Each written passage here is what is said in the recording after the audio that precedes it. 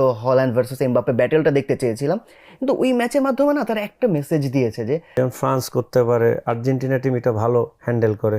2014-র পরে না জার্মানি সেই জেনারেশনটা এখন পর্যন্ত ক্রিয়েট করতে পারে নাই, ওইখানেই সমস্যাটা আসলে, জেনারেশনের না, গ্যাপ হয়ে আমি গেছে। আমি মামুনুল যতটুকু টাকা দেয় এর আলোচনা এতটুকুই আমার কাছে মনে হয়, আর বড় না করি আমরা।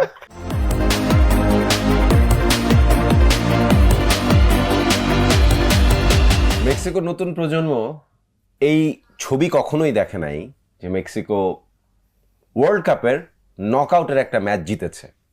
যারা পুরনো মানুষ তারা হয়তোবা আজতেকার সেই 1986-এর কাহিনীটা মনে করতে পারবে। নতুন করে আবার মেক্সিকো একই স্টেডিয়ামে ইতিহাস লিখেছে। তারা ইকুয়েডরকে 2-0 গোলে হারিয়ে পরের রাউন্ডে মানে নকআউট জিতে নেক্সট রাউন্ড কোয়ালিফাই করেছে। আর একটা জিনিস হচ্ছে কিলিয়ান এমবাপে, এ লোক খায় কি, সে কি করছে আসলে? লিওনেল মেসি এই ওয়ার্ল্ড কাপে রেকর্ড নিয়ে বেরোতে পারবেন? আমার তো ব্যক্তিগতভাবে এখন মনে হয় না যে ওয়ার্ল্ড কাপের সর্বোচ্চ গোল আর এই ওয়ার্ল্ড কাপের গোল্ডেন বুট সেটা লিওনেল মেসি নিতে পারবে। সেটা সম্ভবত কিলিয়ান এমবাপের জন্যই রাখা হয়েছে। আর কিলিয়ান এমবাপে যার সাথে আসলে ইউরোপিয়ান লিগে মেইনলি ফাইটটা হয়, তিনি এর্লিং হল্যান্ডও গোল করেছেন, বাট এমবাপে জোড়ায় জোড়ায় করেন, তো যে কারণে হল্যান্ড আসলে কিছুটা পিছিয়ে। সবাইকে স্বাগত জানাচ্ছি গ্রিনডেল্ট ইন্স্যুরেন্স মাঠ কাঁপানো বিশ্বকাপে। হাসান মাহাদি আপনার সাথে, আর আমার সাথে আজকে দুজন মানুষ আছেন young sports journalist Hasan Fahim, আপনি কন্টেন্ট ক্রিয়েটারও, আপনাকে স্বাগত। এবং আমার সাথে আছেন বাংলাদেশ জাতীয় দলের সাবেক ক্যাপ্টেন তারকা মিডফিল্ডার মামুনুল ইসলাম। মামুন, আপনাকে স্বাগত। ধন্যবাদ ভাইয়া। আচ্ছা, এই ফ্রান্সকে কে থামাবে? মানে অন্য কোনো দল মামুন আপনার কাছে মনে হয় যে এই ফ্রান্সকে থামাইতে পারে?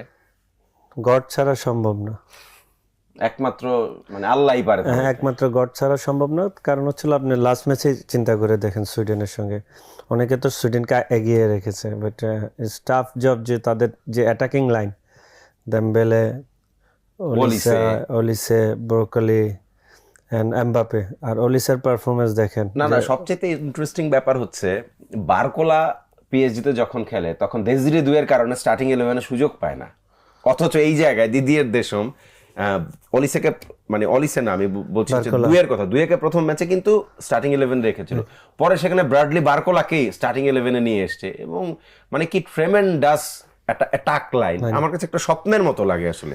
না, আসলে দেখেন, যখনই তাদের এগেনস্টে ডিপ মানে 41 মিনিট পর্যন্ত যে পরিমাণে অ্যাটাক, ডিফেন্ডারের উপর যে তুফানটা গেল, ঝড় তুফানের পর একবার চিন্তা করলাম যে আল্লাহ মনে তাদেরকে চাচ্ছে না, দুইবার বারে লাগা, গোলকিপার হাতে মারা, সব কিছু মিলে যখন এমবাপের সামান্য একটা স্পেস নিজে ক্রিয়েট করে নিজেই গোলটা করলো, দুর্দান্ত গোল।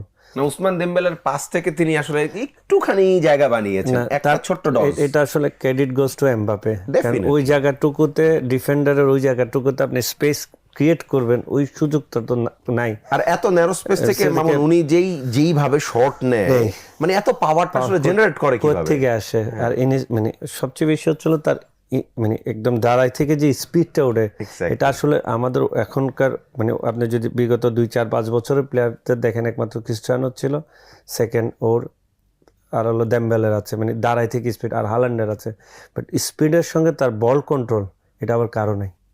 মানে আমি মনে করি যে ফ্রান্সকে আটকাতে গেলে আপনাকে গডের সহযোগিতা নিতে হবে। সেকেন্ড হচ্ছিল ওই তার খারাপ দিন যে না আসে, বাট তাকে সে ফাইনাল খেলবে এতটুক ধরেন, এটা ব্যাক টু ব্যাক 3বার তারা আপনার ফাইনাল খেলবে এতটুক শিওর ধরেন।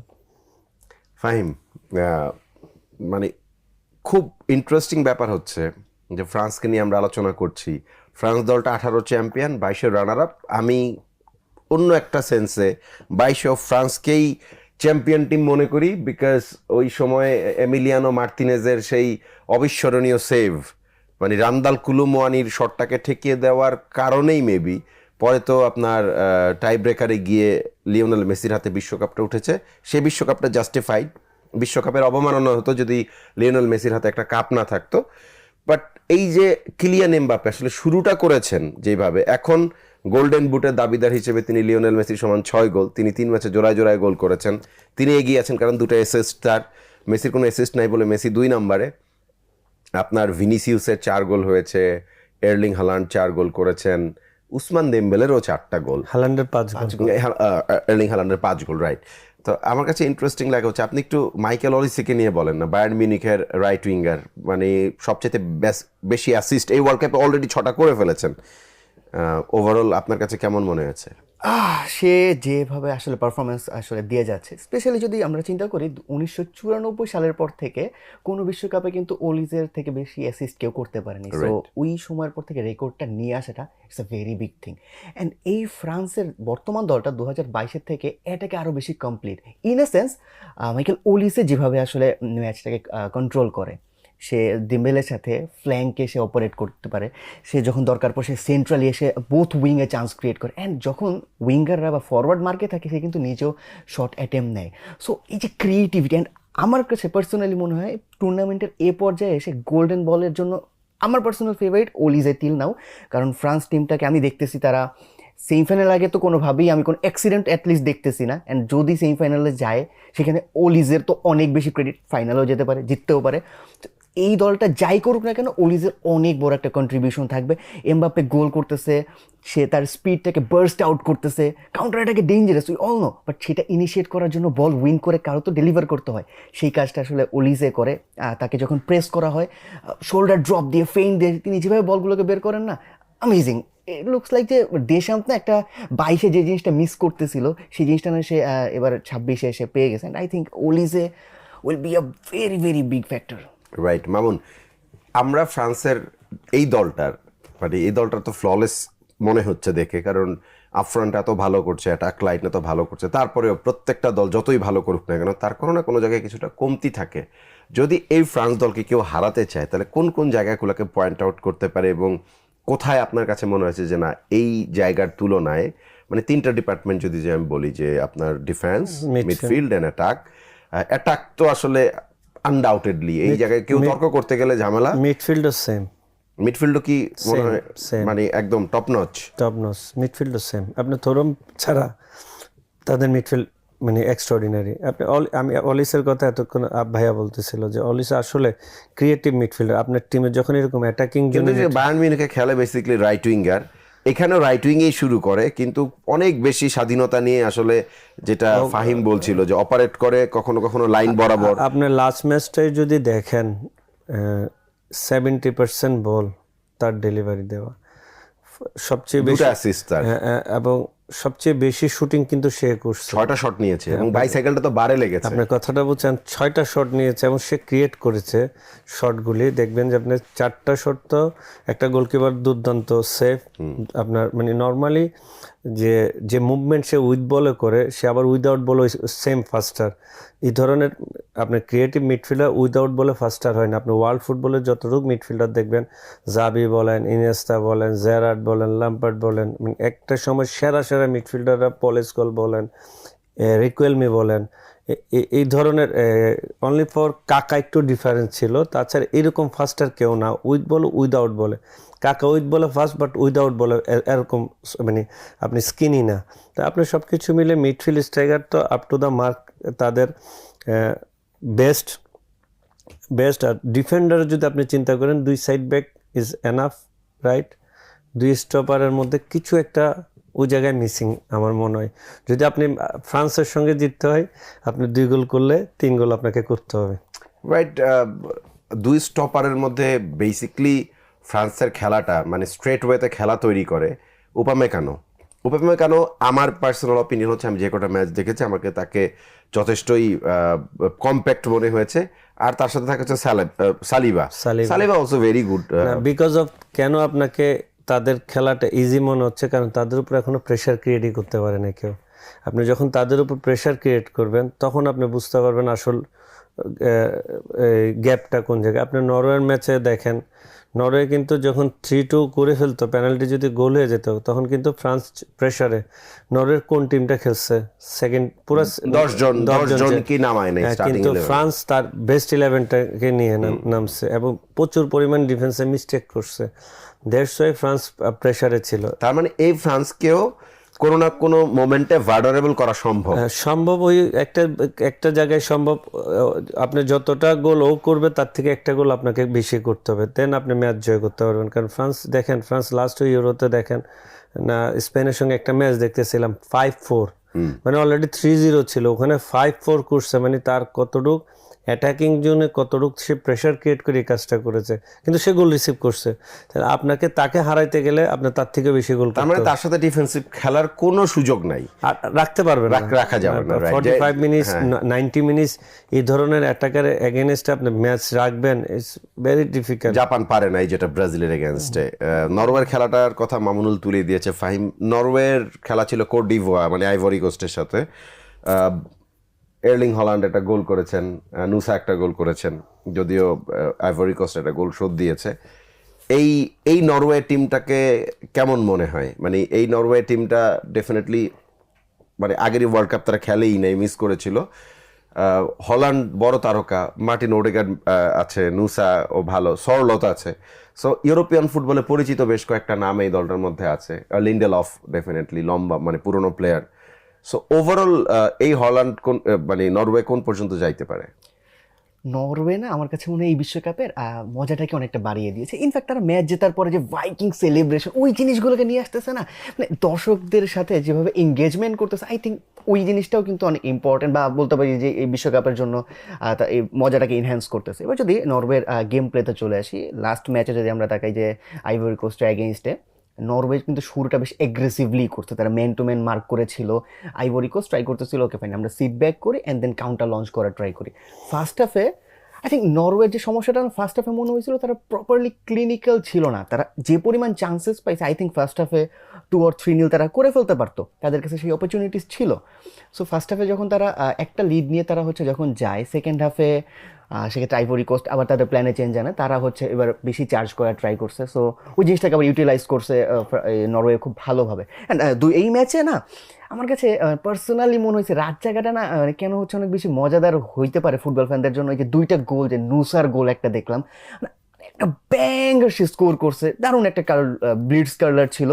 অ্যান্ড আমরা আমার দিয়ালোর কাছ থেকে যে গোলটা দেখছি মনে হচ্ছিল যে খানিকটা সময়ের জন্য তার উপর মেসি ভর করেছে, সে যেভাবে ড্রিবল করে আসলে ওয়ান টাচ করে ঢুকে যাচ্ছিল। সো একটা মনে হচ্ছিল যে আইভরি কোস্টের পক্ষে এই ম্যাচে কামব্যাক দেওয়া সম্ভব। আইভরি কোস্ট আসলে ভুলটা যে জায়গায় করেছে আমার কাছে মনে হয়েছে তারও ক্লিনিক্যাল ছিল না, যদিও ম্যাচের এক্সজি যদি কম্পেয়ার করি নরওয়ের কাছে এক্সজি বেশি ছিল, আইভরি কোস্টের কাছে কম ছিল, বাট আইভরি কোস্টও কিন্তু ক্লিনিক্যাল ছিল না। অ্যান্ড লাস্ট মোমেন্টে গিয়ে আর্লিং হল্যান্ডের মতো ডেঞ্জারাস প্লেয়ার, তাকে আমি সেন্ট্রালি এত স্পেস কেন দিব? সে কিন্তু যে গোলটা স্কোর করেছে সে কিন্তু প্রপারলি মার্কটি ছিল না। And you can not do this with Erling Haaland. And এই ম্যাচে না এই ম্যাচেও না আমি যদি বলি এই নরওয়ের একটা না দুর্বলতা রয়েছে, সেটা নিয়ে তাদের কাজ করারও তেমন একটা স্কোপ নেই। রাইট উইং পজিশনটাতে বলি, সরলত তাকে কিন্তু রাইট উইং পজিশনটাতে খেলতে হয় সিচুয়েশনের জন্য আসলে।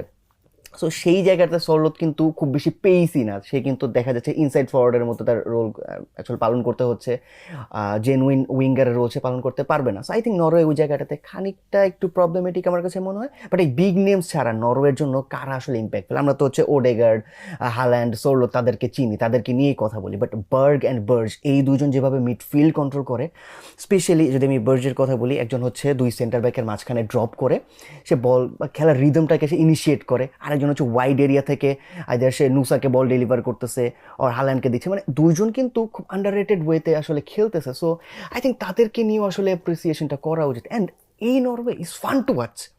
থাকে না যে দল অনেকদিন পর বিশ্বকাপ খেলে বা কাইন্ড অফ বোরিং ভাইব দেয় না, খেলার মধ্যেও তারা দর্শক হিসেবে আনন্দ দিচ্ছে, অ্যান্ড খেলার পর যখন তারা জিতে সেইটাও অ্যামেজিং। অ্যান্ড দলটাকে নিয়ে আরেকটু প্রেজ করবো আমি এই অর্থে যে ফ্রান্সের মতো দলের এগেনস্টে তারা যে সেকেন্ড টিমটা খেলিয়েছে, যেটা নিয়ে আশা হতো আমরা সবাই হয়েছি যে আমরা হয়তো হল্যান্ড ভার্সেস এমবাপ্পে ব্যাটেলটা দেখতে চেয়েছিলাম, কিন্তু ওই ম্যাচের মাধ্যমে না তারা একটা মেসেজ দিয়েছে যে আমাদের সেকেন্ড টিমটাও খারাপ না, in case we need to use the plan B, আমাদের কাছে ভালো অপশন আছে। অ্যান্ড বড় টিম যারা আমাদেরকে একটু ছোট চোখে দেখতেছো, রেডি থাকো। রাইট, রেডি তারা থাকবে। আমি আমি বলি যে আমি নরওয়ের যে ম্যাচ দেখলাম আইভরি কোস্টের বিপক্ষে, Norway balanced but up to the mark আমার কাছে মনে হয় না যে এখনো, হ্যাঁ ও বলেছে ভেরি ওয়াজ টু ফান, ও এটা ডেফিনেটলি এখনো পর্যন্ত, বাট এই দলকে ম্যাচিওর বার্জের কথা বলেছে, এই দলটা বেশ কিছু প্রমিজিং ফুটবলার তো ডেফিনেটলি আছে, তাদের ম্যাচিওর হইতে সময় লাগবে। মেক্সিকো ইকুয়েদরকে হারিয়েছে, যেটা আমাদের প্রেডিকশন ছিল 2-0 গোলে জিতবে। গতকাল রাতে আমরা প্রেডিক্ট করেছিলাম যে এটা স্কোর যেটা প্রেডিক্ট করেছি প্রত্যেকটা টিমে প্রেডিকশন একদমই কাছাকাছি গিয়েছে। আজকে বেশ কয়েকটা খেলা আছে, মানে প্রতি রাতেই 3টা করে খেলা থাকে। রাত 10টায় আজকে ইংল্যান্ড DR কঙ্গোর খেলা, রাত 2টায় হচ্ছে বেলজিয়াম খেলবে সেনেগালের বিপক্ষে, এবং সকাল 6টায় USA বসনিয়া হার্জেগোভিনা। কানাডা তো পরে রাউন্ড অফ 32 থেকে 16-এ চলেই গিয়েছে সাউথ আফ্রিকাকে হারিয়ে। আমি একদম মানে আগামীকালকের খেলাটা দিয়ে শুরু করি। US এবং বসনিয়া হার্জেগোভিনা, এই দুইটা দলের মধ্যে আপনি কাকে আগায় রাখবেন? ইউএসএ কে হোস্ট টিমকে আগে রাখবো, but not only host team. USA play আপনার এই ওয়ার্ল্ড কাপের ইউএসএ আপনার সেমিফাইনাল খেললেও আপনার কিছু বলার থাকবে না। এবং তার জন্য কাজটা খুব একটা যে কঠিন, আমি তো তার সিডিংটা দেখছিলাম, মিলিয়ে মানে সেমিফাইনাল পর্যন্ত যায় আসলে টিমটা, যদি একটু বেটার কিছু করে তাহলে তাদের প্লেইং স্টাইল এত সুন্দর। বেশিরভাগ আমি অস্ট্রেলিয়ার সঙ্গে তাদের ম্যাচটা দেখতেছিলাম, যে অস্ট্রেলিয়া যখন ডিপ ডিফেন্ডিং করলো তখন উইংয়ে নিয়ে যেয়ে তারা এক সাইডে ওভারলোড করে, তা মানুষ তো ওভারলোড করে রাইট ব্যাকের সাইডে, ওভারলোড করছে রাইট উইংয়ে, রাইট উইং ওভারলোড করেছে। মানে 4 ভার্সেস ওরা 3জন যেভাবে বিট করছে ডিফেন্সকে, মানে মাই গড, ছোট জায়গায় এভাবে জাপানকে করেছে লেফট উইং ওভারলোড করে রাইট উইংটার স্পেস অনেকটা খালি করে দিয়েছে। ওভারলোড করে কিন্তু আর চেঞ্জ করে না, ওই জায়গাটায় ব্রেক করেছে। মানে আপনার মানে অ্যাটাকিং জোন এবং উইথ বল এবং ওয়ান টাচে বাইর করা, মানে লাইকে মানে আমার মনে হয় যে ইউসি টিমের গতি, স্পিড, কন্ট্রোল, যে একটা টিমের এই যে কিছুক্ষণ আগে বললো যে ম্যাচ কন্ট্রোল করা, ফ্লো আপনার কখন ফাস্ট হবে কখন স্লো হবে, এটা কিন্তু 2-1টা টিম ছাড়া সব টিম করতে পারে না। আপনার যেমন ফ্রান্স করতে পারে, আর্জেন্টিনা টিম এটা ভালো হ্যান্ডেল করে, তাদের 3টা মিডফিল্ড উইথ বলে খুবই কমফোর্টেবল, অ্যান্ড ডিফেন্ডিংও তারা খুব টাইট।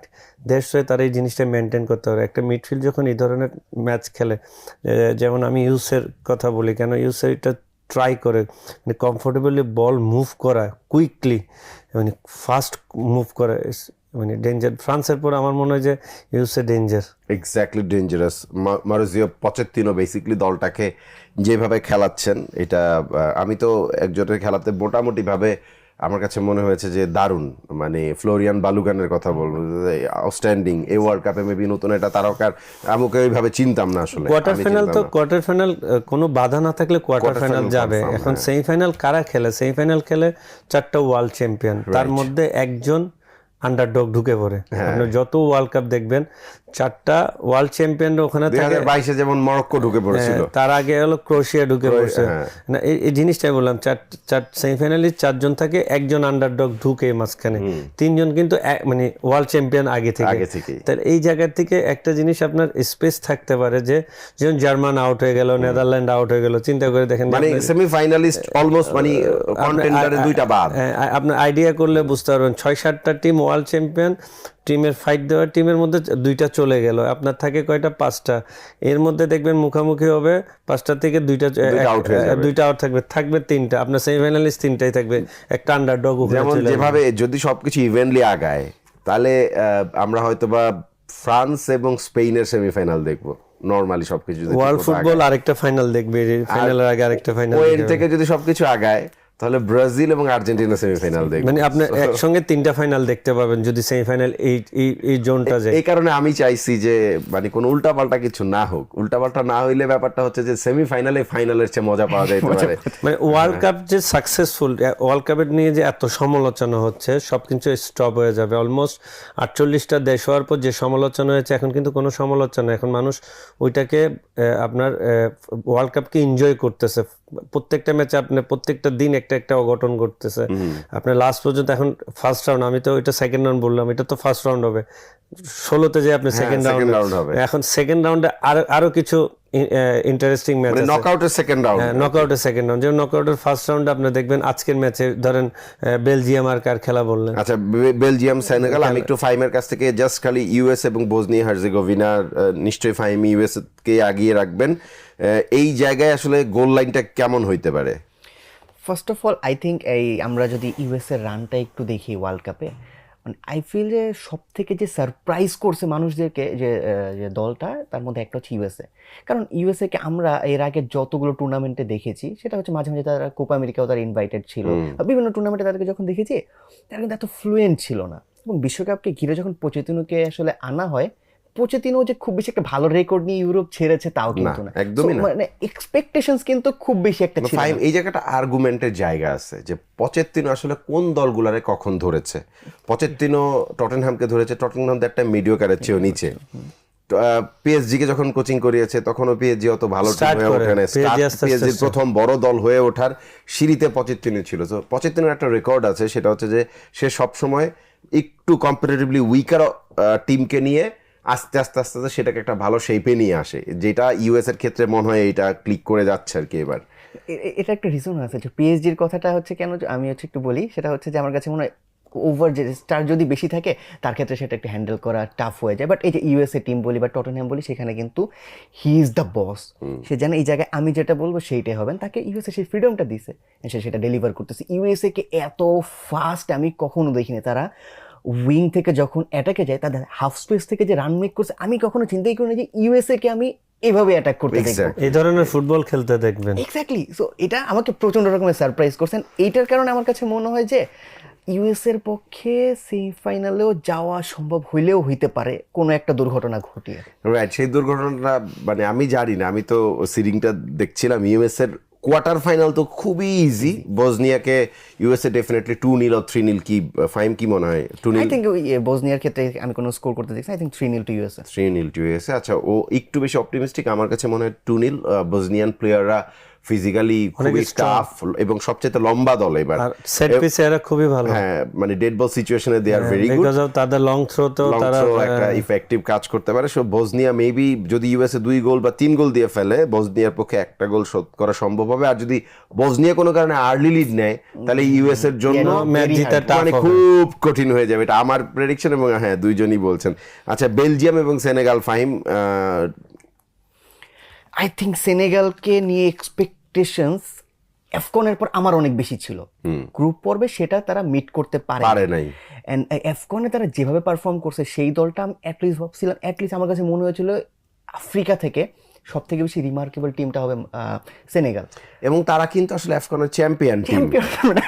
আমার না, আপনার হিসেবে না, সবার হিসেবে। যদিও মোরক্কোরে দিয়ে ডিসিপ্লিনারি কারণে দিছে, কিন্তু বেসিক্যালি সেনেগাল কিন্তু চ্যাম্পিয়ন, তারা চ্যাম্পিয়ন খেলাই খেলছে। সো আই থিঙ্ক না, এই টিমটা না সামথিং ইজ মিসিং, এই টাইপের হচ্ছে ভাইব দিচ্ছে। বাট আই থিঙ্ক সুনার এই জিনিসগুলো তারা সলভ করবে। যেমন হচ্ছে আমি সেনেগালকে সবসময় চিন্তা, তারা ডিফেন্সিভ ট্রানজিশনে খুব স্ট্রং। ইনফ্যাক্ট তাদের ডিফেন্সকে আমি খুব হাইলি রেট করতেছিলাম, কিন্তু গ্রুপ স্টেজে যখন তারা এইভাবে গোল কনসিড করতেছিল, সো ও জায়গায় মনে হচ্ছিল না ডিফেন্সিভ তাদের যে অর্গানাইজ করতেছে, সে জায়গায় something is wrong. So I think defensive midfielder and defensive যে প্লেয়ার রয়েছে ডিফেন্স লাইন, তাদের কম্বিনেশন যদি ঠিকঠাক থাকে, আই থিঙ্ক এই জায়গায়ও সেনেগাল আসলে জিততে পারে। রিগার্ডিং ইউরোপিয়ান দল বেলজিয়াম সবাই অনেক বেশি পছন্দ করে। বেলজিয়াম তাদের গোল্ডেন জেনারেশন অনেক আগেই ফেলে আসছে। কেডিবি তার ক্যারিয়ারের শেষ দিকে। সো আই ডোন্ট থিঙ্ক যে হচ্ছে তার উপর বেস করে বেলজিয়ামকে খুব বেশি একটা এই ম্যাচে অ্যাটলিস্ট আমি দেখতে পাচ্ছি যে সেনেগালের উপরে যেতে, আমি এই জায়গায় সেনেগালকে আসলে এগিয়ে রাখবো। রাইট, সেনেগালকে এগিয়ে রাখছে ফাহিম। মামুনুল, আপনার কাছে আপনি কি মনে করেন? রিজন আছে সেনেগালকে এগিয়ে রাখার। আপনি সেনেগালের যে তাদের আফ্রিকান নেশন কাপের কথা বলতেছেন, আপনি এখানে এই ওয়ার্ল্ড কাপে তাদের কেমন করে আপনি ভালো পারফর্ম বা ওই পারফর্মটা কেমনে আশা করবেন? সে কোন গ্রুপে ছিল আগে এটা চিন্তা করেন। রাইট, সে যে গ্রুপে ছিল ওই গ্রুপটা থেকে সে 3 নম্বর টিম হয়ে এখানে আসা। ফ্রান্সের গ্রুপে ছিল, ফ্রান্স, নরওয়ে, সেনেগাল। তা আপনাকে বুঝতে হবে সে কোন গ্রুপ থেকে আসছে, ডেথ গ্রুপ থেকে বেরিয়ে এসেছে। ডেড গ্রুপ থেকে বেরিয়ে আসছে। এখন হলো সময় তাকে তার পারফরমেন্স করার সময়। রাইট, কারণ বেলজিয়াম হচ্ছিল বেলজিয়ামের লাস্ট ম্যাচ, সেনেগালের লাস্ট ম্যাচ, দুজন কিন্তু বিগ ব্যবধানে জিতেছে। And তাদের স্ট্রং সাইডটাতে তাদের দুনো টিম কনফিডেন্স লেভেল হাই। এখন আফ্রিকান ফুটবলের সঙ্গে আপনার ইউরোপিয়ান ফুটবলের ফাইট দেখবেন। এবং বেলজিয়াম কি এখন ইউরোপিয়ান ফুটবলের যে মডার্ন স্ট্রাকচার না না, তারা সেই জায়গায় নাই, সেই জায়গায় নাই, কারণ তাদের গোল্ডেন জেনারেশনটাই নাই। কিন্তু লাস্ট ম্যাচটা আবার মেবি 5-1 জিতেছে। আমি এটাই বললাম যে দুনো টিমই জিতেছে 5 গোলে। এখন দুনো টিমের কনফিডেন্স লেভেল ভেরি হাই। সেনেগালে যদি আপনি চিন্তা করলেন মানের মতো প্লেয়ার আছে, এর কাউন্টার মানেও তার গোল্ডেন পিরিয়ড পার হয়ে একদম লাস্ট আপনার জিনিস। এখন এই ধরনের মানেরকে তো আপনি তাদের সুপারস্টার বলবেন, কারণ সে যে লেভেলে ফুটবল খেলে আসছে, ওয়ার্ল্ড ফুটবলের সুপারস্টারদের একজন, তাহলে তাকে আপনাকে ওই জায়গাটুকু আপনাকে মাথায় রাখতে হবে। স্পেস দিবেন, সে কিল করবে। সাদিও মানের কথা বলার সাথে সাথে মামুনুল, আমার লিভারপুলের ফ্যান্টাস্টিক ফোরের কথা মনে পড়ে গেল। Philippe Coutinho, Sadio Mane, Firmino আর সালাহ। What a day. না, আমি এই কারণে বললাম আপনার সেনেগালের সবচেয়ে সুযোগ বেশি এখানে, যেখানে গ্রুপ থেকে ফার্স্ট রাউন্ডে আপনার 9টা আফ্রিকান টিম আসছে। একটা আফ্রিকান টিম আই থিঙ্ক জয়লাভ করছে, সেটা মরক্কো। আর কোন আফ্রিকান টিম জয়লাভ করে না এখনো পর্যন্ত। কোথায়? না, মরক্কো, শুধু অনলি মরক্কো। আমার মনে হয় সেনেগাল এখান থেকে কোয়ালিফাই করবে, বেলজিয়ামকে হারিয়ে সেনেগাল কোয়ালিফাই করবে। ফাহিম, সেনেগাল বেলজিয়াম ম্যাচের স্কোর লাইনটা কি হইতে পারে আপনার প্রেডিকশনে? I think it will be 2-1 to Senegal. 2-1 to Senegal, right. এটা খুবই ভালো প্রেডিকশন আমার কাছে মনে হয়। মানে I will go for Senegal, কারণ হচ্ছে সেনেগাল এই ম্যাচে অন্তত নকআউটে বেলজিয়ামের উপরে বেশ ভারী পড়তে পারে। তার রিজন হচ্ছিল আপনি ফ্রান্সের অ্যাটাকিং লাইনকে আপনি ফেস করছেন। এক্স্যাক্টলি। নরওয়ের অ্যাটাকিং লাইনকে আপনি ফেস করছেন। আপনি যে অ্যাটাকিং লাইন ফেস করছেন, ওই অ্যাটাকিং লাইন কিন্তু বেলজিয়ামের না, বাট স্লো। নরওয়ের বাট কেভিন ডি ব্রুয়নে খুবই চমৎকার গোল করেছে। বল ডেলিভারি দেয়, ওর সিগনেচার যে শটগুলি আছে, আপনি তাকে স্পেস দিতে সে আপনাকে কিল করবে, তার তো সিগনেচার কিছু জিনিস আছে। বাট আপনাকে চিন্তা করতে হবে সেনেগাল কাদের ফেস করছে। আপনি তো কিছুক্ষণ আগে ফ্রান্সের 3 জনকে বললাম, নরওয়ের 3 স্ট্রাইক 4 জনকে নিয়ে কথা হয়েছে। মানে এই ধরনের অ্যাটাকারকে আপনি ফেস করছেন। এখন আপনি এমন বেলজিয়ামের এমন অ্যাটাকিং লাইনকে ফেস করবেন, তাদের মতো তো পেজ না, ইনস্ট্যান্ট স্পিন তাদের মতো না। রাইট। ডোকুকে জাস্ট যদি আটকে দিতে পারে, আই থিঙ্ক সেক্ষেত্রে মোটামুটি থ্রেটটা কমে আসবে। এবং ডোকু বেসিক্যালি যেটা করে, যে ডোকু একটু ডাবল ডিফেন্ডিং করলেই হয়, কারণ সে তো ইনসাইডে কাটে খালি বারবার। সবাই জানে সে কি করবে, সবাই জানে সেটা টার্ন নিবে, ওটা সবাই জানে। আফ্রিকান ইউরোপীয় বেলজিয়াম আর আপনার সেনেগালের খেলাটা হবে ফিজিক্যালি। এতটুকু দেখেন আপনি, ফিজিক্যালি খেলা হবে। তারা দুই টিমই চেষ্টা করবে ফিজিক্যালি খেলতে। টেকনিক্যালি সাউন্ড হচ্ছিল বেলজিয়ামের প্লেয়ার, কিছু 2-1 টেকনিক্যালি সাউন্ড আছে। সেনেগাল যদি, আর ওয়ার্ল্ড ফুটবলে তো অ্যানালাইসিসটা অনেক, এখন ধরেন ড্রিবনে স্টপ করে দেয়, তাহলে বল ডেলিভারি কোনো জায়গা থেকে হবে না। আর সেনেগালের যদি স্পেস ক্রিয়েট করে, তাহলে ইটস ভেরি টাফ। কারণ আমি দেখলাম বেলজিয়ামের ডিফেন্ডিংয়ে অনেক প্রবলেম, অনেক ল্যাকিংস আছে। বেলজিয়ামের ডিফেন্সে প্রবলেম আছে, এবং খুবই অদ্ভুত ব্যাপার হচ্ছে তারা তাদের নাম্বার 9 মানে রোমেলু লুকাকুকে খেলায় প্রাইম টাইমে। রোমেলু লুকাকু, এটাই বললাম যে আপনার সেনেগালের ডিফেন্ডারদের জন্য ইজি এই অ্যাটাকিং লাইনকে ফেস করতে, বিকজ অফ সে যে অ্যাটাকিং লাইন ফেস করছে, মাই গড, ও যে ওখান থেকে এখনো পর্যন্ত সবাই সুস্থ আছে, এটাই তো রাইট। এবং আমার কাছে মনে হয় যে সেনেগাল যদি শুরু থেকেই খুবই আলটা অ্যাটাক শুরু করে, তাহলে মানে বেলজিয়ামকে মানে নার্ভাস করে দেওয়া সম্ভব, এবং বেলজিয়ামের জন্য ডিফিকাল্ট হবে ম্যাচে কামব্যাক করা। তারপরে বড় টিম, এক্সপিরিয়েন্স ক্যাম্পেইনারদের সুবিধাই হচ্ছে ওইটা যে তারা জানে how to comeback. Individual player থাকলে, ইন্ডিভিজুয়াল প্লেয়ার আপনার এই ধরনের ম্যাচ হলে ইন্ডিভিজুয়াল প্লেয়ার ডিস্টেন্স করে দিবে আপনার যে কোনো ম্যাচে। দেখেন এমবাপের মতো প্লেয়ার, ইন্ডিভিজুয়াল প্লেয়ার আছে বলে তো ম্যাচ ডিফারেন্স করে দিয়েছে। 3 গোলের মধ্যে 2 গোল, 4 গোলের মধ্যে 3 গোলের মধ্যে তার 2 গোল। আপনার individual player, match winner player, আপনার সেম যদি বেলজিয়ামে ম্যাচ উইনার আছে ড্রিবনের মতো, এখন ম্যাচ উইনারটাই চেঞ্জ করে দিবে। আর যদি আপনি মনে করেন টিম গেমে পাওয়ার, স্পিড, যদি সেনেগাল আপনি যেটা বললেন হাই প্রেসিং, টাফনেস স্টার্ট করে, তাহলে ডিফিকাল্ট বেলজিয়ামের জন্য এই জায়গা থেকে কামব্যাক করা। রাইট। আরেকটা খেলা আছে ইংল্যান্ড এবং DR কঙ্গো। ডেফিনেটলি ইংল্যান্ড মানে ফেভারিট হিসেবে এই ম্যাচে মাঠে নামবে। ফাহিম, জানতে চাই স্কোর লাইনটা কেমন হবে? স্কোর লাইনের আগে হচ্ছে আমার কাছে মনে হয় কেইনের ভয়টা থাকবে এই ম্যাচে কোনো জাদুকর আসে কিনা, হ্যাঁ, right. কারণ আফ্রিকান ফুটবলের সাথে খেলতে গেলে তারা নানা কুয়াকু বানসাম, কালকে নামটা আমি মামুন মুখস্থ করেছি কষ্ট করে, নানা আমরা কুয়াকু আমরা বানসাম। আমরা এই ধরনের মানুষ বিপ্লব ভট্টাচার্যকে চিনি। হ্যাঁ, বিপ্লব ভট্টাচার্য নানা কুয়াকু বানসামের ছোট ভাই, ছোট ভাই একটাও হয়নি কালকে নানা বিপ্লব কুয়াকু বানসাম। বাঞ্চাম, সে একটাও রাইট কথা বলে না, তিনোটা টিম বাদ হয়ে গেছে। এই ম্যাচটাতে আমার কাছে মনে হয় ইংল্যান্ড তো অবভিয়াসলি ফেভারিট, তাই ইংল্যান্ডের জন্য তেমন কিছু বলা নেই, কিন্তু কঙ্গো আমার কাছে মনে হয় পর্তুগালের এগেনস্ট যে গেমটা তারা হচ্ছে ট্রাই করছে ওটাকে রেপ্লিকেট করার চেষ্টা করবে। তারা লো ব্লকে থেকে all of a sudden second ball win করে তারা যে ট্রানজিশনে যায় না, স্পেশালি উইজা সেক্ষেত্রে একটা যে রোল প্লে করে, আই থিঙ্ক যদি তুকেল, যাকে আমরা ডিফেন্সিভ সুন্দর অর্গানাইজ করে এরকম কোচ হিসেবেই চিনি, ডিফেন্সিভ স্ট্যাবিলিটি রেখে সে অ্যাটাক সাজায়, তাকে এইভাবে চিনি, সে যদি এই হোমওয়ার্কটা করে আই থিঙ্ক ইজি, এই ম্যাচটা ইজি হবে। But again Congo is a very physical team, তাদের লো ব্লক ভাঙা ভেরি টাফ। আমরা দেখছি পর্তুগালের এত ক্রিয়েটিভ মিডফিল্ডার নিয়ে তারাই ভাঙতে পারতেছিল না, so it will be very hard. So I think it will B maximum 2-0 for England. 2-0 for England. Mamun definitely ইংল্যান্ডকে আগে এগিয়ে রাখবেন এই ম্যাচে, কিন্তু ভয় আছে একটা, ভয় আছে। আচ্ছা, কারণ হলো জার্মান যে লাস্ট ম্যাচ যে ফুটবলটা খেলেছে সেম কিন্তু ইংল্যান্ডও সেম ফুটবল খেলেছে। আপনি ঘানা ইংল্যান্ডের ম্যাচ যদি খেয়াল করে দেখেন, আপনি ইংল্যান্ডকে কোনো দিক দিয়ে ঘানার থেকে এগিয়ে রাখতে পারবেন না, ঠিক আছে। এই জায়গাটুকুতে ভয় হচ্ছিল জার্মান যেমন আপনার লাস্ট ম্যাচ ইকুয়েডরের সঙ্গে হেরে প্যারাগুয়ের সঙ্গে ড্র করে আপনার ফার্স্ট নকআউট থেকে বাদ পড়েছে, কারণ তাদের প্লেয়িং স্টাইল এবং তাদের কনফিডেন্স লেভেল লুজের কারণে। সেম প্লে যদি ইংল্যান্ড করে ডিফিকাল্ট, তাদের যদি লাস্ট ম্যাচ তারা যদি মাথায় রাখে, লাস্ট ম্যাচের মতো যদি ম্যাচ খেলে তাহলে তারা ফেস করতে হবে খুব খারাপভাবে। আর যদি আপনি প্রপার ইংল্যান্ডকে দেখেন, উইং প্লে, পাওয়ার ইউজ করা, লং বল ইউজ করা, সব কিছু মিলে ইংলিশ স্টাইলে যে ফুটবল, ওই আমি ফুটবল যদি বলি খেলে থাকে। Bellingham, Saka, Brown, Kane, they have a very good attack line very এবং good খুবই সলিড। আমার কাছে মনে হয় যে ডিআর কঙ্গো ডেফিনেটলি কিছুটা হয়তো একটা গোল কোনো মতে দিয়ে দিতে পারলে। আমি আপনাকে এই কারণে বললাম, আমরা যেটা প্যারাগুয়ে আর জার্মানকে নিয়ে যেটা ভয় ছিলাম, ওই ভয় যদি থাকে ডিফিকাল্ট হবে ম্যাচ জিততে। কিছুক্ষণ আগে বললো পাওয়ার কঙ্গো, এখন আপনার যদি আমরা ওই যে ব্রিটিশ ইংল্যান্ডকে দেখি, যে ইংল্যান্ডের ফুটবলটাকে যদি আমি খেয়াল করি, যে আপনি যে নামগুলি বলেছেন তাদের পারফরমেন্স, ইন্ডিভিজুয়াল পারফরমেন্স, বার্লিংহাম তো আসলে ইজ এ গ্রেট প্লেয়ার এখনকার ওয়ার্ল্ড ফুটবলে।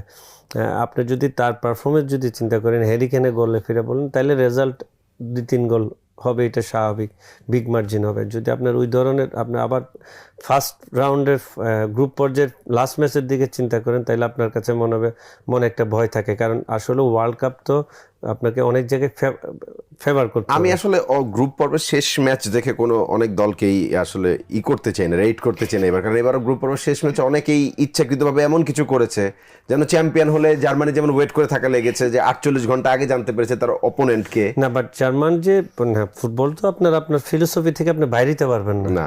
আপনি যদি এজ এ টিম যদি আপনি চিন্তা করেন, দেখেন নরওয়ের সঙ্গে ফ্রান্স পুরো টিমই খেললো, চাইলে তো ওর সেকেন্ড টিম নামাই দিতে পারতো বয় ছাড়া। বাট আপনি তো আপনার ফিলোসফি থেকে বাইরে দিতে পারবেন না। আপনি যখন আপনার ফিলোসফি থেকে বাইরে হবেন, তখন আপনি মনে করবেন আপনার মধ্যে প্রবলেম স্টার্ট হয়েছে। আপনার টিমে ফিলোসফি থাকতে হবে, আপনাকে ম্যাচ জয় করার ক্ষুধা থাকতে হবে। আপনি যে প্লেয়ার খেলো, কিন্তু আপনার মাঠে আপনাকে বুঝতে হবে যে এই ম্যাচ আমি জয় করতে নামছি। যদি আপনি মাঠে নেমে শেখি থাকেন, আপনি মাঠে নেমে যদি আপনি ওই ইংল্যান্ডের মতো টিম, জার্মানের মতো টিম যদি তাদের মতো পারফর্ম না করে, তারা যদি ওই ফিলোসফি থেকে বাইরে যায়, তাহলে আপনার জন্য ম্যাচ কিন্তু মাঝে মধ্যে ডিফিকাল্ট হয়ে দাঁড়াবে। এইসব ম্যাচ ধরেন এই কঙ্গো ফিলোসফি থেকে বাইরেতে পারে, অত কোনো ফিলোসফি নেই, ডিফেন্ডিং ফিলোসফি। আমি কম গোল খাবো, আটকে রাখবো, যতক্ষণ আটকে রাখি ততক্ষণ আমার টিমের জন্য বেটার। এটা হলো তাদের ফিলোসফি। ইংল্যান্ডের ফিলোসফি কি, ম্যাচ আমার ফার্স্ট হাফে আমার ম্যাচ 2-3 গোলে বাইরে হতে হবে, এদিকে হ্যারি কেনের গোলও বাড়াতে হবে, সবকিছু। এই জায়গায় কিন্তু হচ্ছে একটু জার্মানিকে একটু টেনে নেই। জার্মানি কিন্তু ফিলোসফি ফলো করতে গিয়ে কিন্তু তাদের আউট হতে হয়েছে। নাগেলসম্যান যে অ্যাটাকিং ফুটবল খেলে, সেটাতে কিন্তু আসলে প্যারাগুয়ে কিন্তু স্পেসগুলোকে ইউটিলাইজ করতে পেরেছে আমার কাছে মনে আর হয়। আমার কাছে আরেকটা জিনিস মনে হয়েছে যে প্যারাগুয়ের বেসিক্যালি প্যারাগুয়ে এবং জার্মানির ম্যাচে জার্মানি আসলে they created a plenty of chances, শুধুমাত্র 75% আপনি বল বল পজিশন রেখে যদি রাখার ম্যাচ পরে হারে, এটা ফিলোসফির জন্য না। 21টা 22টা এটা হলো শট finisher নেওয়ার এর জন্য। পরে 12টা শট অন টার্গেট, তার মধ্যে গোল আসে না। হান্সি ফ্লিকও কিন্তু হচ্ছে জার্মানিতে হচ্ছে ভালো করেনি, সে কিন্তু বায়ার্নে একটা ভালো কাটিয়ে এসেছে। Right. নাগলসম্যানও বায়ার্নে ভালো একটা এরা কাটিয়ে এসেছে। আই থিঙ্ক ওই সামওয়ার যে ক্লাবের যে ব্যাপারটা বায়ার্নে যেটা মানে যারা তারা করেছিল সেটা জার্মানিতে করতে আসলে খানিকটা মিসিং, কারণ ওই যে 2014 পরে না জার্মানি সেই জেনারেশনটা এখন পর্যন্ত ক্রিয়েট করতে পারে নাই, ওইখানেই সমস্যাটা আসলে জেনারেশনের না, গ্যাপ হয়ে গেছে। আমি- মামুনুল যতটুকু টাকা দেয় এর আলোচনা এতটুকুই আমার কাছে মনে হয়, আর বড় না করি আমরা, কারণ এনাফ আলোচনা হয়ে গিয়েছে। Thank you very much Fahim, আপনাকেও অনেক অনেক ধন্যবাদ। আমরা শেষ করছি আজকে গ্রিন ডেল্টা ইন্স্যুরেন্স মাঠ কাঁপানো বিশ্বকাপ। নেক্সট এপিসোডে একটা ব্র্যান্ড নিউ এপিসোডে নিশ্চয়ই এরকম চুলচেরা বিশ্লেষণ আমরা করব এবং টাকা পয়সা নিয়ে কিছু টুকটাক কথা আমরা বলবো। তো আজকের মতো বিদায় নিচ্ছি, আল্লাহ হাফেজ।